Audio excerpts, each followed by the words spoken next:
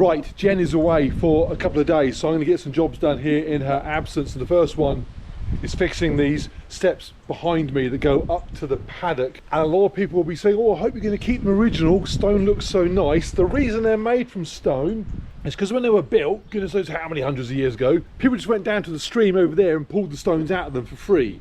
They are not made from stone because they're beautiful. They're made from stone because that's what they had to hand. The problem with them is they are incredibly slippy and dangerous. They've been there so long, they've literally ground over and they've got like a rounded edge to them. Someone is going to fall down there and have a serious accident. And it might be me, so I'm going to fix them. Council paving slabs that I had lying around for another project. So this is not supposed to look cool and sexy when it's finished.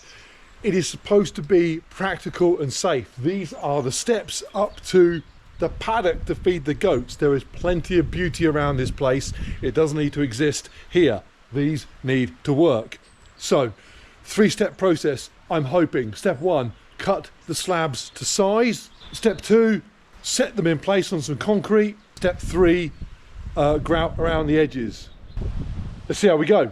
So, like most projects here, I have no idea what I'm doing. If there's any value to be had from watching this, it is at best to see how any idiot can do stuff like this to an okay standard if you don't mind doing a bit of research first and you're not a complete moron. But if you want to use this as an actual proper guide to laying slabs to a high standard, you might well be failing the complete moron part already. So step one was to hose them all down because they were covered in dirt and grime. But the good news is they are literally rock solid. There is no wiggle in these at all. They are just rounded over from hundreds of years of use and slippery when wet.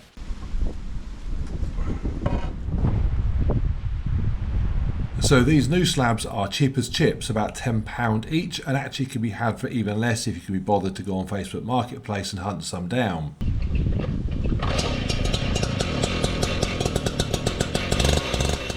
In fact, the only expensive part of this job was the £35 to hire the cutter. I do have an angle grinder, but it would have chewed through discs and created a lot of dust, so for £35 it's a no-brainer. Talking of brains, it turns out a pencil line gets washed away by the hose on the cutter that's there to suppress the dust and heat. So I switched up to a bit of plastic for a line to follow. Once I had that first score done, this thing was a breeze to use.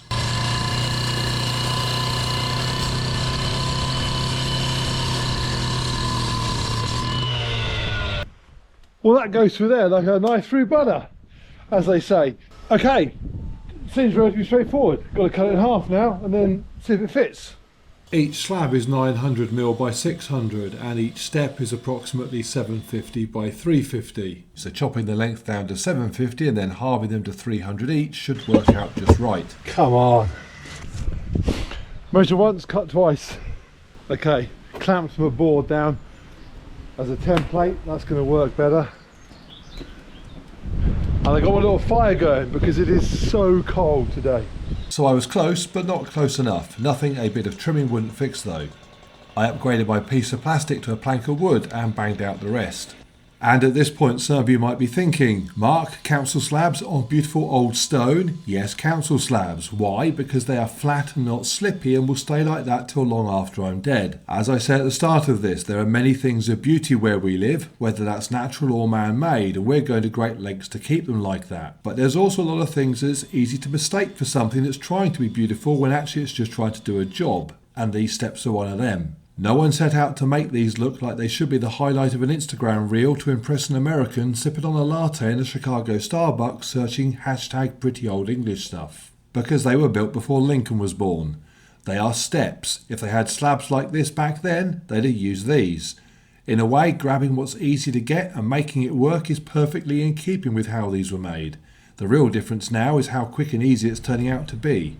Right, so step one is done. Step one. See what I did there.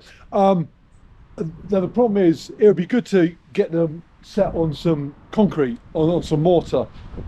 The trouble is it's now midday, forecast is for rain about 8-9 o'clock this evening and then a little bit overnight, so I don't want it to get rained on while it's setting. The rain is supposed to stop by 6 o'clock tomorrow morning, so I'm going to start bright and early tomorrow because there's no rain for the rest of the day tomorrow.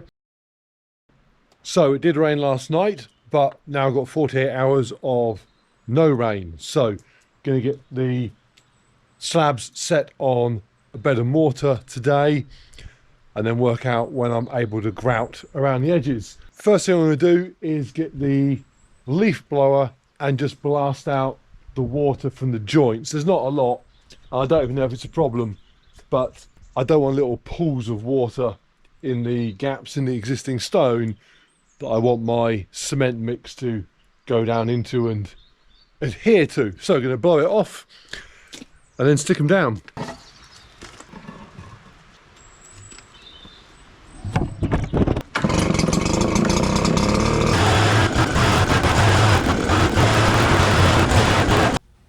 Now, I have watched more videos on cement and concrete and mortar than is healthy to have watched, and the two things that always jump out at me are: one, it's an exact science and the ratio of products mixed is essential to get right, and it's really only after years of doing it that you can master the art. And two, just chuck it in a bucket, mix it up and it will still set hard. Stop overthinking it. If this was a shopping centre, I'd probably go at number one on this build, but it's not. The heaviest thing it will ever hold is me just after Christmas dinner, so I'm going with number two. I used about 4 parts sand, 1 part cement and a bit of plasticizer to make it creamy, and didn't use a cement mixer because I wanted to mix up only enough to do 2 slabs at a time in case I was going very wrong. Better to screw up a bit than a lot. I also mixed some cement with water and SBR in a 1-to-1 ratio to make a slurry that went onto the stone before the cement and the back of the slab before it was laid. This is supposed to help everything stick together nicely. Okay, so my laser level is right across the front, so it's level that way, and there is the slightest forward fall. Perfect. One done. The bit I didn't want to mess up was the level. There is inevitably going to be water coming down these during heavy rain, so I wanted it running off the front and not pooling at the back. And the laser level set to the front of the slab turned out to be a great idea. Way easier to just use that green line and then mallet them down to it being straight versus a spirit level sat on top of the slab and keep referring back to it. Laying these ended up being quick and easy and almost fun to do. Got it all done before lunch. Every time I went on YouTube to inquire about the best mixing ratio for whatever, cement, mortar, concrete, doesn't matter what I'm looking up, there'll always be a dozen people telling you a completely dozen different ways of doing it. So who knows? What I'm doing is 4 parts sand, 1 part cement, roughly. The only thing I'm doing different here is I'm mixing SBR in with the water, about 1-to-1 on SBR and water, to make the mortar more sticky, hopefully, which will make it easier to apply and also improve its waterproofness, because when it rains real bad, the water rushes down these steps. Hopefully not as bad as it has done in the past because of some drainage work I've done, but yeah, these can get wet, and not having water wash away my pointing would be good. That's the plan. Go dry mix it first and then add the SBR and the water to get it to a consistency where I can squeeze it into a form. I sound like I know what I'm talking about. I haven't got a clue. Before pointing these, it felt like it could be a job that would go either way easier than you'd think or way harder. As it turned out, it was not too bad, but made even simpler by my adjustment of the standard of finish I wanted as I progressed through it. I began by thinking I'd fill every hole and every imperfection, including those in the original stonework, but I quickly realised that wasn't necessary, and in fact it would be better not to do that. What I want is for these to look good and functional, but also like they're meant to be here and have been down for a while. So while I made sure there was nowhere for water to settle and create problems with freezing and thawing, holes and gaps in the vertical sections of the original steps I wasn't too fussed about, thus creating the stonework version of buying already distressed jeans. When we moved here, doing a job to this standard would have seemed unthinkable. We wanted everything perfect, but a year on we now want everything to work, and how it looks is within reason very secondary. The only surprise with this job was how much mortar it took. I was forcing it into the gaps I was filling as hard as possible to avoid any holes behind them, and so I rattled through a lot of the stuff, and it took a lot longer than expected, but the sun was out and so I just enjoyed the peace and quiet.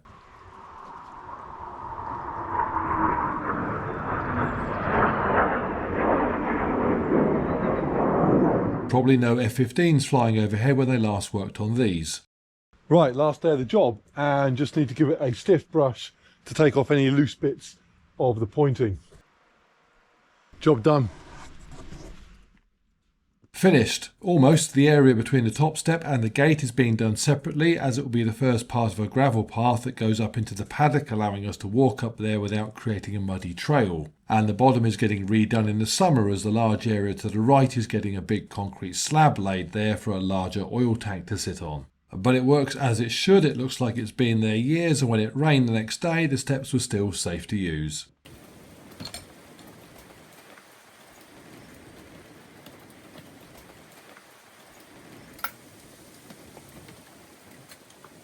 Total cost, couple of £100 at most for the slabs, the cutter hire and the cement and sand, which we buy in ton bags and just have on site as we use so much of the stuff.